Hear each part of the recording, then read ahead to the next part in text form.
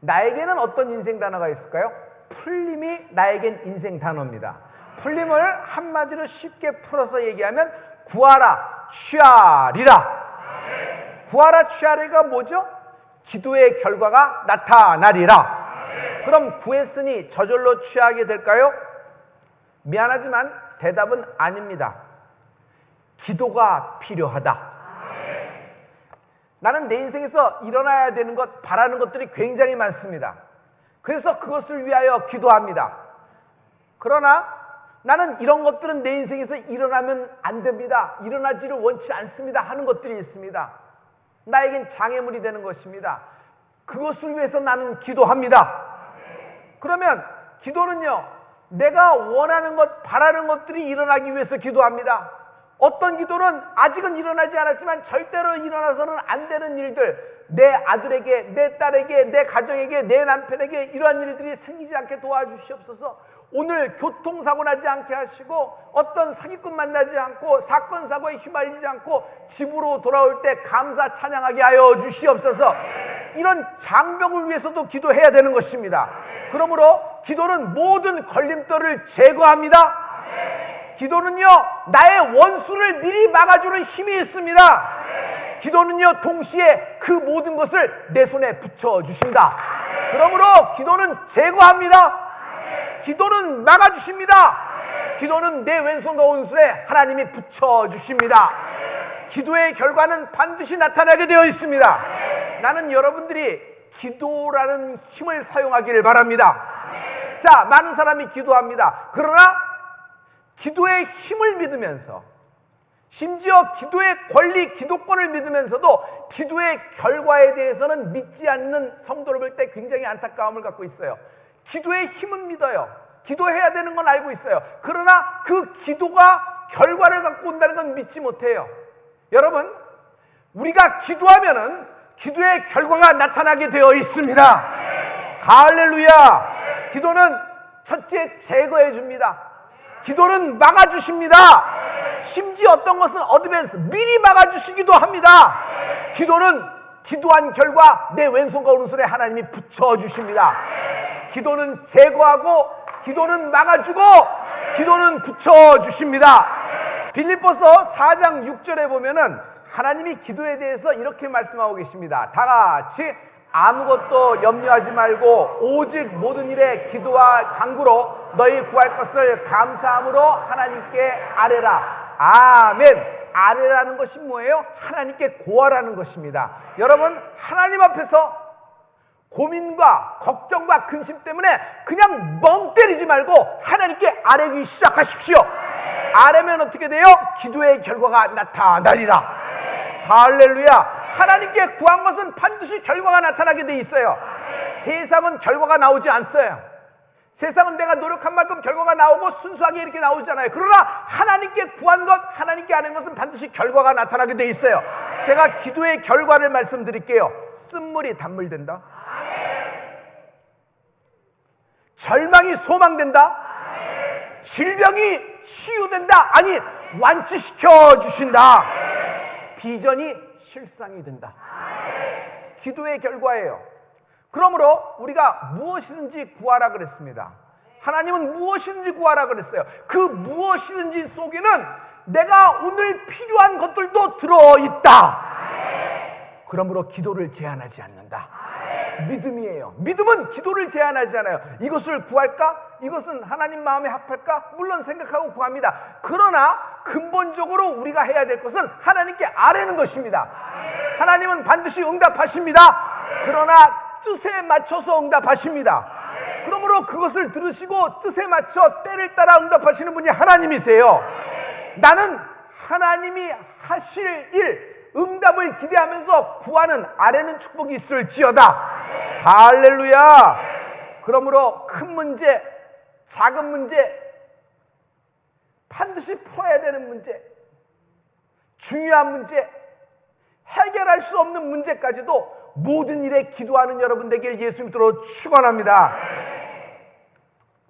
에스겔.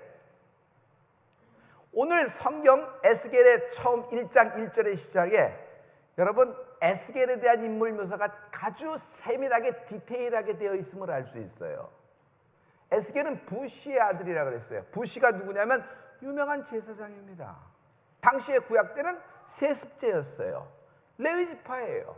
그러므로 부시의 아들이니 제사장이니 그 아들도 제사장을 위하여 예비된 아들이에요. 태어날 때부터 30세까지 그 모든 학습을 하고 그 모든 절차, 그 모든 시험을 보면서 모든 절차를 하게 드디어 30살부터 여러분 성소에 들어가서 50세까지 20년 동안 제사장 역할을 감당해야 되는 것이 그의 운명이며 하나님이 그에게 지정한 그의 목적이 된 삶입니다.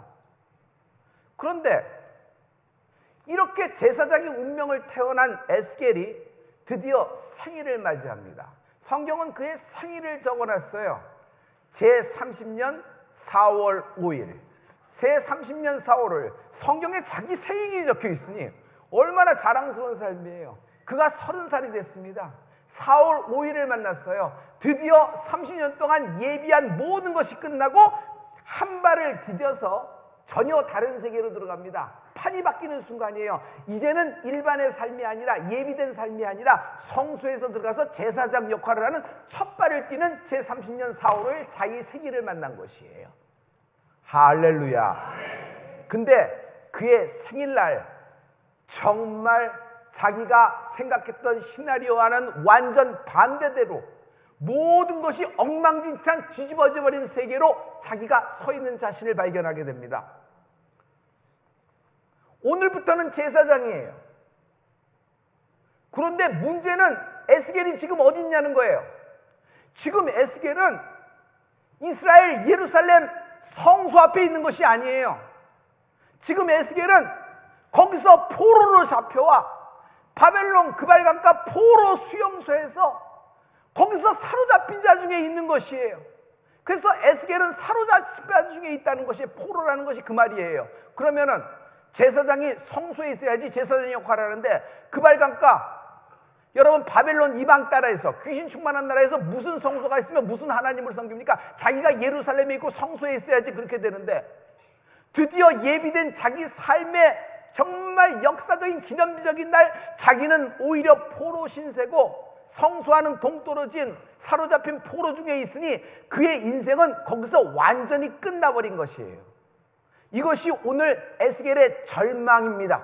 이것이 오늘 에스겔의 실패고 에스겔의 좌절이에요. 그러나 하나님은 이 좌절과 절망 속에 있는 에스겔에게 소망을, 비전을 주십니다. 오늘 에스겔처럼 찢어지고 깨어진 자, 부서진 자, 더 이상 회복이 불가능한 자에게 하나님이 하늘문을 여시고 소망을 주실 것이다. 희망을 주실 것이다.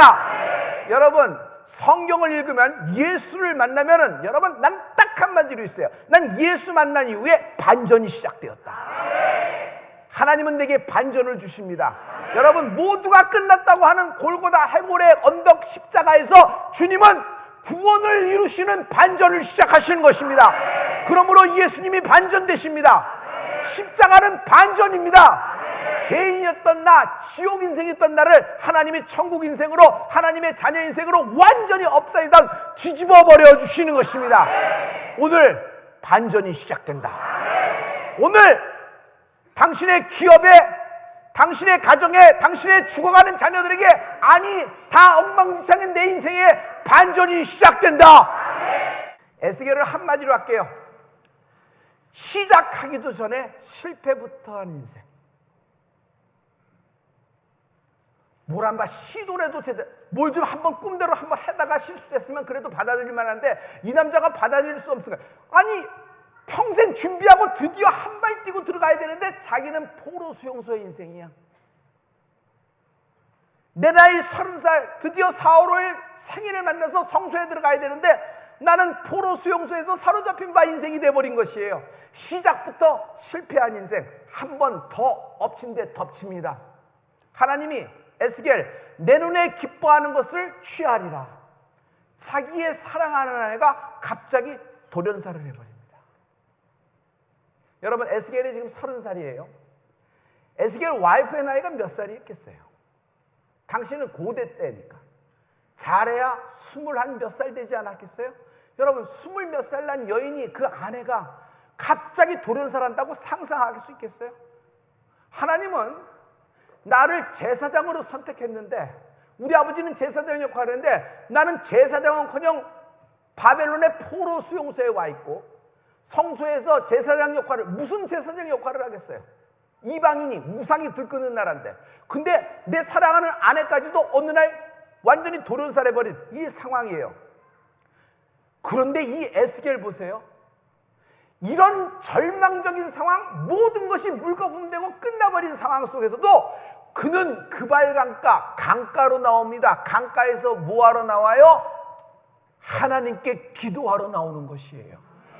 여러분, 성경에 여러분 항상 보면은 바울이 빌립보로 간 적이 있어요. 그래서 빌립보로 들어가서 제일 먼저 한 게 뭐예요? 강가에 가서 예배하러, 기도하러 나갔대. 거기서 강가에 나온 여인 루디아를 만나면서 역전이 되기 시작을 하는 것이에요. 여러분, 이 에스겔은 이런 상황에서 무슨 기도, 이런 상황에서 무슨 하나님, 자기 인생이 끝났으니까, 하나님은 날 버렸다고 생각하니까, 난 실패된 인생, 시작도 못 해본 인생인데, 근데 그는 어찌된 마음인지 그발강가 나와서 그 이방 땅에서 기도를 시작하는 겁니다. 그 기도를 시작하는 에스겔에게 하나님은 하늘문을 여시고 네 마리 생물이 끄는 하나님의 보좌가 그에게 내려오는 환상을 보여주신 분이 하나님이십니다. 아, 하나님이 나를 버리지 않으셨구나. 하나님이 이곳 이방 땅에 있는 바벨론 그발강가에 있는 나에게 하나님의 보좌가 임하는구나. 희망이, 소망이, 영적인 역사, 변화가 시작되는 에스겔 1장을 오늘 만나라. 성경에 에스겔에게 특별히 임한다 그랬어요. 할렐루야. 하나님 말씀이 사로잡힌 자 중에 있는 에스겔에 특별히 임한다 그랬어요. 하나님의 특별이에요. 오늘 특별히 임할 것이다. 그리고 하나님의 손, 하나님의 그 전능한 그 손이 에스겔에게 위에게 임했다 그랬어요. 한국말에는 하나님의 능력이 임했다 그랬는데, 여러분 하나님의 손이 임한 것이에요. 오늘 하나님의 능력이 너의 왼쪽과 오른쪽 어깨 위에 임하리라. 여러분, 누가 내 어깨를 잡고 있느냐예요. 여러분, 더러운 것들이 잡고 있으면 눌려요. 그렇죠? 여러분, 더러운 것들이 잡히면 자도 자는 것이 아니고 밥을 먹어도 먹는 것이 아니고 뭔가 체한 듯 얹힌 듯 불안하고 초조해, 염려가 돼서 견딜 수가 없어요. 왜? 일어나서는 안 되는 일까지 툭툭툭 일어나니까 한두 번 일어나다 보면 7개, 8개가 일어날 걸 미리 알고 건심하게 돼요. 그러나 여러분, 여기에 하나님의 손이 임하면요, 특별한 하나님의 권능이 임하게 되는 것이에요. 모든 마귀에 눌린 자를 하나님이 제하시리라. 하나님이 너의 인생을 가볍게 해주실 것입니다. 할렐루야. 많은 사람들이 기도의 능력을 알고 있습니다. 그러나 기도하지 못해요. 왜 기도하지 못할까요? 4가지를 제안해 봅니다. 첫째입니다. Too late.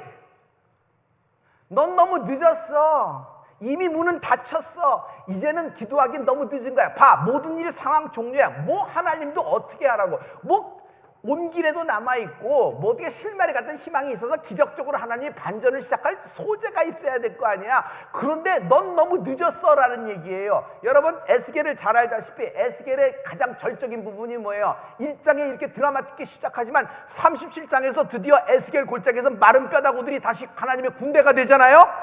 여러분, 마른 뼈다구들은 이미 늦은 거예요. 아무도 살릴 수가 없는 거예요. 온 길에도 남아있으면, 뭐 매장이라도 잘 돼서 시신에도 보장하고 있으면 뭐가 될 텐데, 이건 메마른 뼈다구들이 뒹구는데 하나님의 생기가 들어가자 뼈다구들이 짝을 맞아주고 서로 연락을 하더니 거기서 살이 붙고 생기가 들어가니 하나님의 군대가 되더라.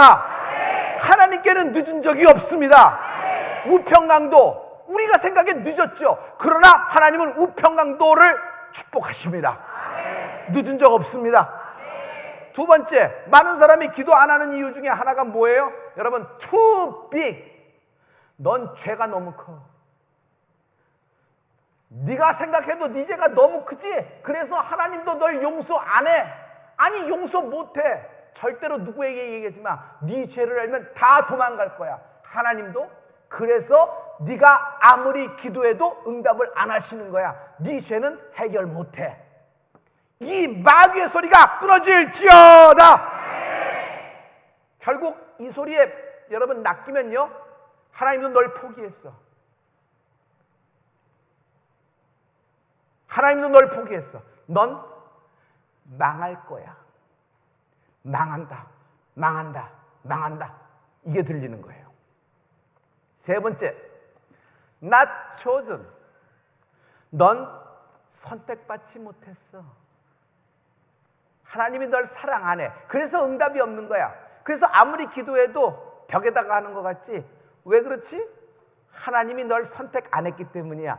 이 사람은 축복받고 이 사람들은, 그 사람들은 하나님이 선택을 하셨기 때문이야.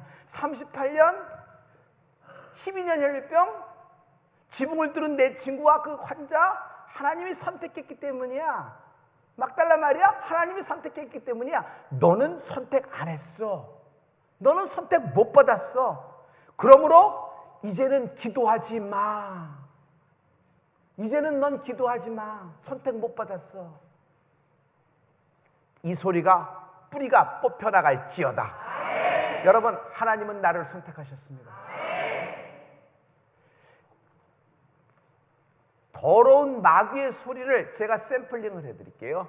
아브라함 있어. 복의 근원이야. 그 이름을 창대케 할 거야. 맞아. 그러나 하나님이 말씀하는 아브라함은 성경에 나온 그 사람 하나야. 그러므로 복의 근원은 그 당시에 그 아브라함 한 사람이야.